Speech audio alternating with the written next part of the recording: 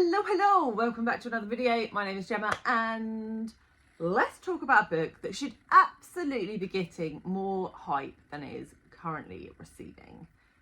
So, we're here to talk about a longlisted book, A Spell of Good Things by Ayobami Adebayo. I feel like it's a bit mean that this book hasn't had more love because I thought it was pretty bloody good.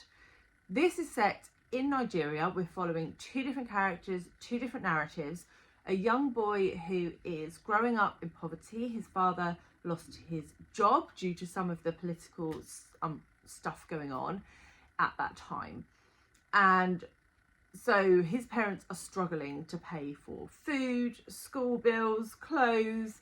And we see the pressure that he is put under and his parents are put under. His father is struggling with depression, his mother is trying to pull everything together, and it is just utterly heartbreaking. This character is it personifies a lot of parents' fears, I think, about what happens if you can't provide for your child, what happens to them. And as a mother of two sons, I think that hit me particularly hard.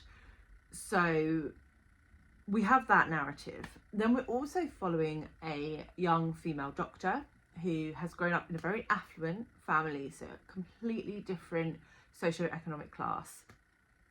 And she is still training to be a doctor, and she is in a relationship with a young man, and things start to unravel somewhat. And we look at abuse. And what is really interesting here is the fact that though these two characters are from completely different economic backgrounds, they have different challenges, they are both screwed. The options for either of these characters are so limited, one because of finance and one because of misogyny, the patriarchy and tradition, effectively.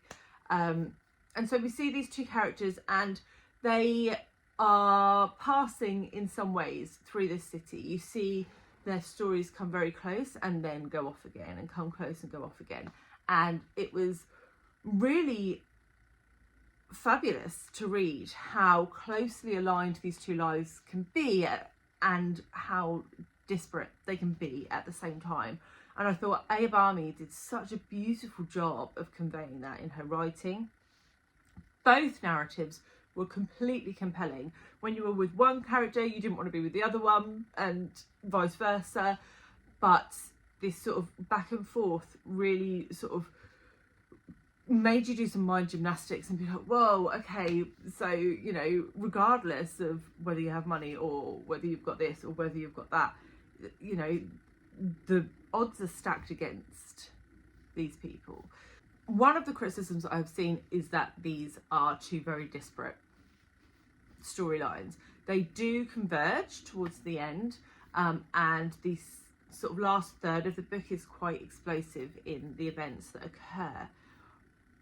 But I think it was stunning. I think Ayobami Adebayo is a fabulous writer. I do have her other book on my shelf, it's up there, you can't see it, that I haven't read yet, and I now cannot wait to get to it, because if this is the quality of her writing, and not even the quality of her writing, the quality of her storytelling, which is what I'm really interested in, right? I don't give a crap if you can write a pretty sentence.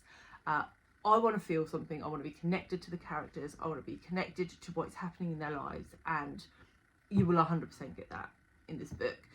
And I can't believe more people aren't raving about it, because quite frankly, this is the best book I've read from the long list, and probably the only one I would say I really loved from the ones that I've read so far.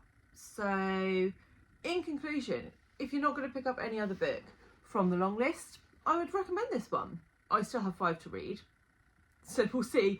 There might be more to add, but this is the only one I would actively go out and be like, yes, people should definitely read this.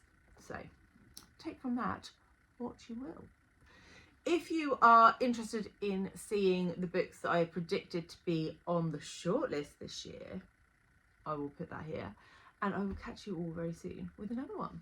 Bye guys.